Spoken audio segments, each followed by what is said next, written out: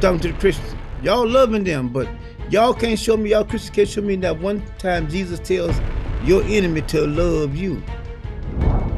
Everything else is beneath us when it comes to the Most High and we his people. Yeah, see, it looks like we're on the bottom, but baby, if anybody knows anything, baby, when you got cream in it, cream is gonna come to the top. That cream is gonna come to the top where it belongs. What a fool. If you judge everything by this and by these and not by this, warn them from me. You gonna fail. You gonna fail miserably. Greeting our Hebrew Israelite brothers and sisters. This is the High Priest L.D. Smith, the Watchman on the wall. Family, as always, grab that King James. But first and foremost, we want to give a shout out to the whole family. Happy Sabbath, my family Israel. Oh, family, we love you guys. We love you guys. The Most High loves you more. But family, we got a fine teaching from our King, our Creator, the Creator of all things, Our Redeemer, our Savior, He's everything to us, giving him all praise and honor. But family, we got a fine teaching, and I think I named this one, God planned to love us. And see, this here was God's idea to love us. It wasn't ours. It was God's idea to choose us and to love us, and to embrace us as his people in a special relationship. But we want you guys to think about the reading, listen to the words that are out of your mouth, and then I'm going to try to position you where you can see where you are, what your position is in this family, what you have acquired, what you have been inherited, what you have inherited as being a Hebrew Israelite, okay? I'm going to show you that you are more to the Most High than anything else that is on this planet. All praise, all praise. Everything else is beneath us when it comes to the Most High and we his people. See, don't look at it how it is now. Yeah, it looks like we're on the bottom. But baby, if anybody knows anything, baby, when you got cream in it, cream is gonna come to the top. Sure is. That cream is gonna come to the top where it belongs. It's gonna settle right there on top. That's us. That's us. That reckoning day is coming, And like I say, if you could look at the way that the Most High is maneuvering everything down on this planet, Trump is destroying this country. You ain't got to worry about we black people destroying it. No, they used us, and the Most High used us, yes, to build this raggedy place here. But nevertheless, he's gonna tear it down. And let me tell you something. It takes time in order to build something up, but you can tear it down within a matter of hours. Yeah. See, so he's tearing it down, baby. The screws and the nails and all the glue is falling apart on America, even as I speak. Sure live. So you ain't got the word. But the Most High gonna come and get we his people. Sure lives. And he promised us. He promised us. He said, I create for you. I don't want nobody to get it twisted out there. See, Revelation speaks about it too, but Isaiah, I think Isaiah 60 or 61 speaks about it. He says, I create for you a new heaven and a new earth. He didn't say that he created for the world. He said for us. Y'all are invited to the cookout, baby. Girl, what's wrong with you? That's how we messed up last time, partying with everyone else. See? And if the Christian had any sense at all, over in Revelation, why would John be talking about it? Behold, he saw a new heaven and a new earth coming down from heaven. But all the Christians saying that they going to heaven. Does anybody think? Can't you see that if John is saying that there's a new heaven and a new earth coming down, and you going up, you're going to bypass this new stuff that's coming down. Who's going to be down here with this new stuff? Not the Christians. Had you ever thought about that? I'm talking to the Christians. Boy, y'all some fools. A fool? Jesus will fix it. Y'all some fools, boy. The Old Testament and the New are two different books. How can Jesus fix what God's word says he already fixed? Y'all are some fools. But anyway, family, we actually got the reading with us.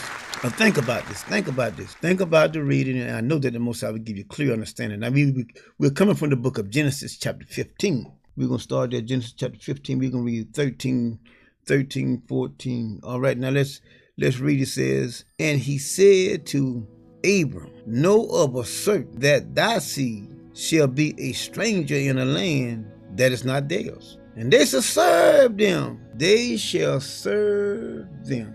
They shall serve them. And they shall afflict them. Warn them from me. But Jesus telling y'all to love y'all enemy. And Ecclesiastes says there's nothing new under the sun. Ecclesiastes says that which is has already been. But y'all loving them. I'm talking to the Christians. Y'all loving them, but y'all can't show me, y'all Christians can't show me that one time Jesus tells your enemy to love you.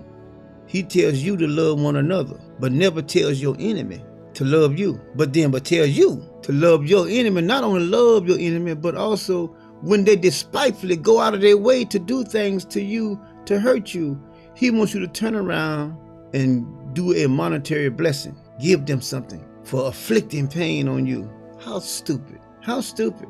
That's why the white man laugh at, they laugh at y'all. And in my city, boy, they got these coons running around here with these kids, the young boys got them marching like they're in the army, talking that BS about Jesus and this and that. Just messing them up with that. You don't love your enemy.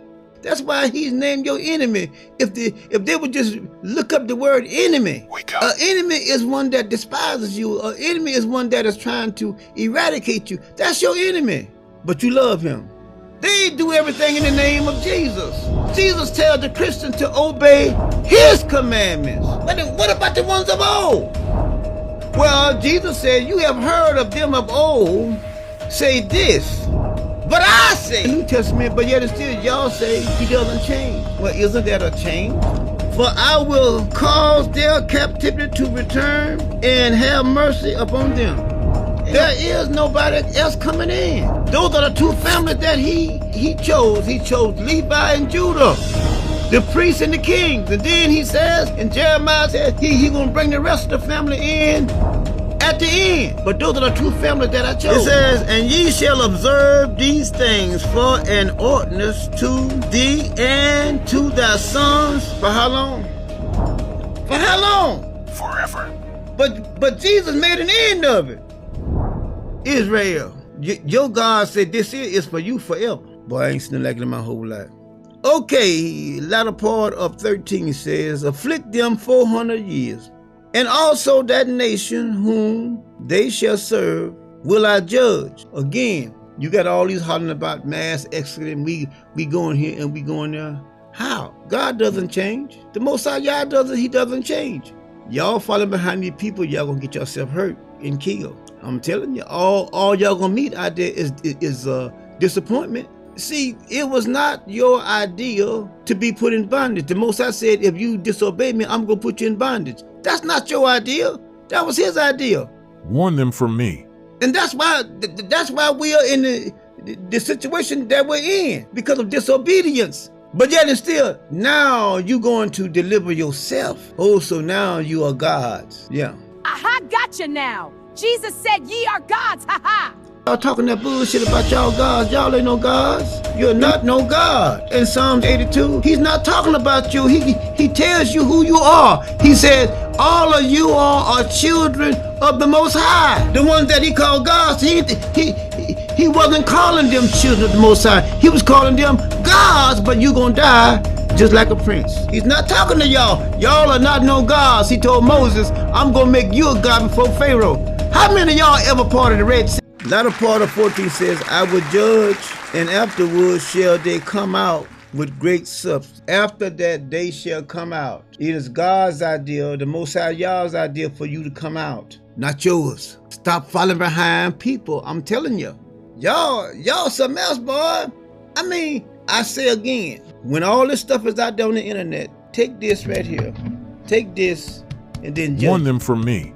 And I guarantee you this here will make that you see on the internet a lie, because it's not going to match up with this. Psalm 24 says the earth is the Lord. It is not these individuals that is on the internet running their mouth. The earth is the Lord. He does all these things. Amos 3 says, when evil comes to a city, have not I the Lord did it? So now that which God has made crooked, they can make it straight. And it clearly says that who can make that straight which the Lord has made crooked? Nobody. But y'all won't judge it with this, because a person may look pleasing to the eye, because that's what it all boils down to. Pleasing to the eye and pleasing to the hearing. Oh, well, they got to be right. What a fool.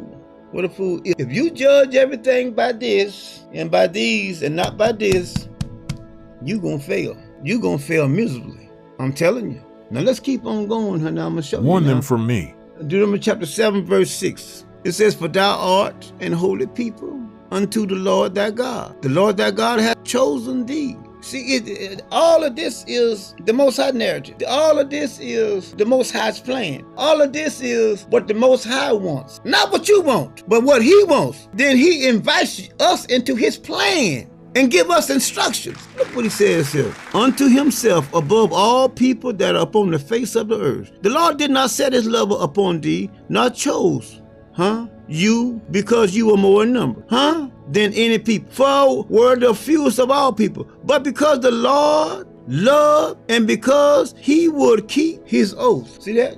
He's going to honor his word, not yours. And what I'm telling you now has nothing to do with me. What I tell you and teach you is about this. Warn them from me. None of this is my plan. I'm telling you what he said. I didn't write this. I have nothing to do with it but deliver the message to you and obey the message as well and show love to we his people, because that is a part of those 2 tablets and statutes and judgments. Now look what he says here. He says about the oath which he swore unto your fathers, Abraham, Isaac, and Jacob.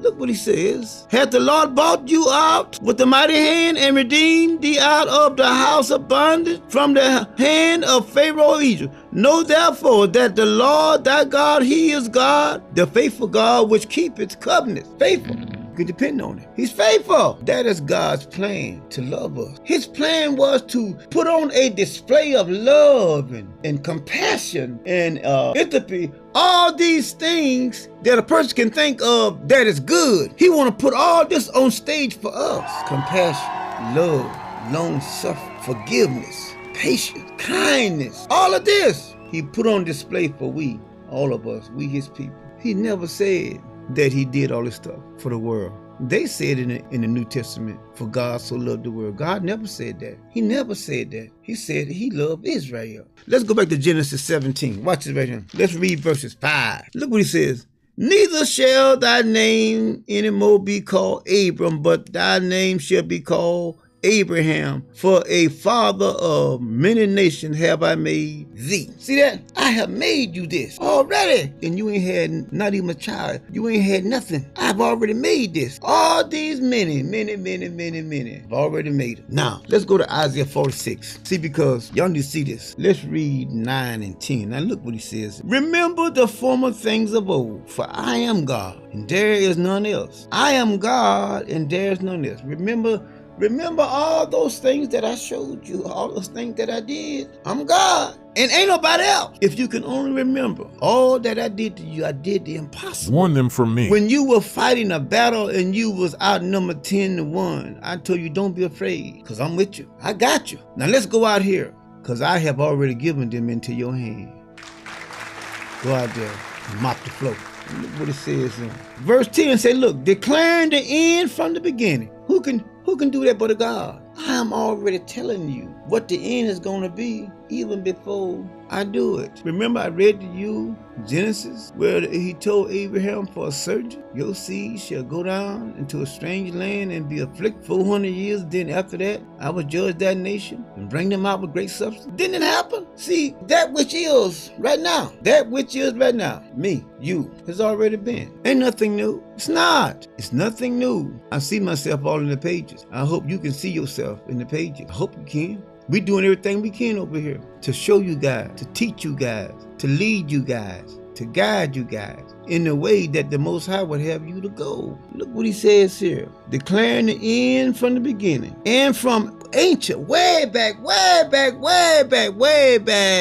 time, the things with an S that are not yet done, saying, my counsel shall stand, and I will do all my pleasure. What I say, that's all that's gonna happen. What I say, the Most High is saying to we his people, you don't have to be afraid. When you in good standing with me, it's what I have said. That's all that's gonna take place concerning you. I have spoken blessings over you. That's what's gonna happen. Your life, I have already appointed all the things that is gonna happen in your life. That's right. Remember in Numbers when Barak, I think that was his name. I think it's over Numbers 18, I think it is, where he asked the prophet to curse the people. And the prophet told him, said, I can't curse something to some people that God has already blessed. What's wrong with you? See, it's going to be what the Most High says. Wake up. Listen, your enemy can say and plan all day long, and they could say that it's foolproof, meaning that all the I's have been dotted, all the T's have been crossed,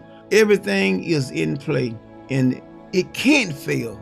But when it comes to the Most High living God, all the planning that they have done, none of that will come to fruition. None of it. That's why he say he frustrates them and make the wise fall backwards because they can't understand it. How? We playing this thing just right. I mean, boom, boom, boom, boom. Everything added up. 2 and 2 is 4. 4 and 4 is 8. 8 and 8 is 16. Everything added up just right. But yet it failed. That's the God that I serve.